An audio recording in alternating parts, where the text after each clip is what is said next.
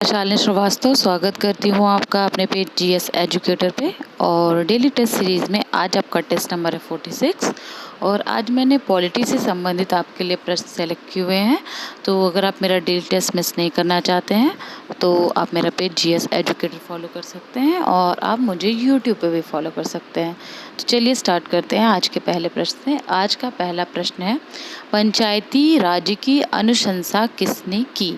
Option A है भारत सरकार अधिनियम 1935, ऑप्शन बी है क्रिप्स मिशन 1942, ऑप्शन सी है भारत का स्वतंत्रता अधिनियम 1947 और ऑप्शन डी है बलवंत राय मेहता समिति की रिपोर्ट 1957।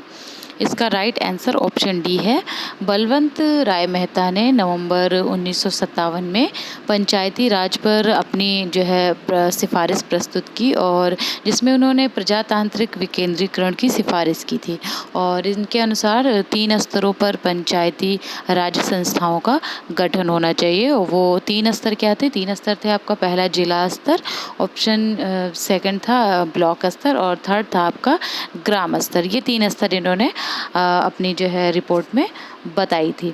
तो चलिए क्वेश्चन नंबर 2 पे आते हैं। क्वेश्चन नंबर 2 है, राज्य वित्त आयोग का गठन भारतीय संविधान के अंतर्गत किया जाता है। ऑप्शन ए है अनुच्छेद 243 एच के अनुसार, ऑप्शन बी है अनुच्छेद 243 आई के अनुसार, ऑप्शन सी है अनुच्छेद 243 जे के अनुसार और ऑप्शन डी है अनुच्छेद 243 के अनुसार।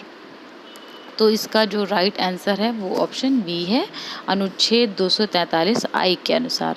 राज्य वित्त आयोग के गठन का प्रावधान वो भारतीय संविधान के अनुच्छेद 243 आई के अंतर्गत किया गया है। यह पंचायतों की वित्तीय स्थिति के पुनर्विलोकन के लिए गठित किया गया है। चलिए क्वेश्चन नंबर आता है आपका थर्ड। क्वेश्चन नंबर थर्ड क्या है आपका? अनुसूचित जनजातियों के लिए राष्ट्रीय आयोग गठित करने का प्रावधान संविधान के किस अनुच्छेद में है? ऑप्शन ए है 338 का, ऑप्शन बी है 337 में, ऑप्शन सी है 338 में और ऑप्शन डी है 339 में। इसका जो राइट आंसर है वो ऑप्शन ए है, 338 का में।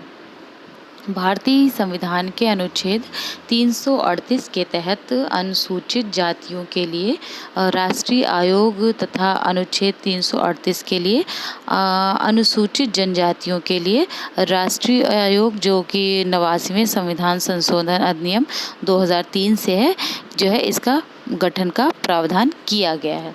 चलिए क्वेश्चन नंबर 4 पे आते हैं।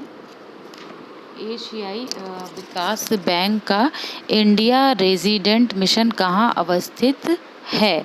ऑप्शन ए है आपके पास मुंबई में, ऑप्शन बी है नई दिल्ली में, ऑप्शन सी है कोलकाता में और ऑप्शन डी है बेंगलुरु में।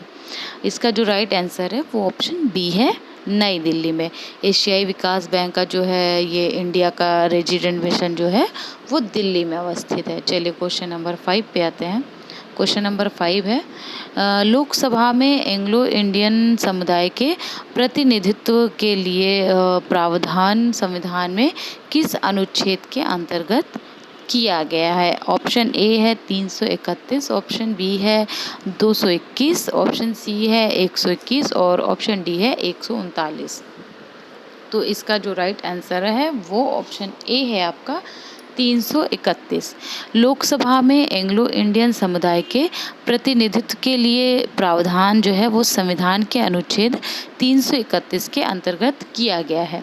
इस अनुच्छेद में ये प्रावधानित है कि अनुच्छेद 81 में किसी बात के होते हुए भी यदि राष्ट्रपति की यह राय है कि लोकसभा में एंग्लो इंडियन समुदाय का प्रतिनिधित्व पर्याप्त नहीं है तो वह लोकसभा में उस समुदाय के 2 से अनधिक सदस्य नाम निर्देशित कर सकेगा।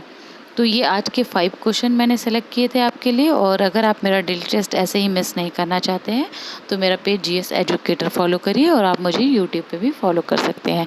आज के लिए फ़िलहाल इतना ही, मिलती हूँ कल फिर नए टेस्ट के साथ। Thank you.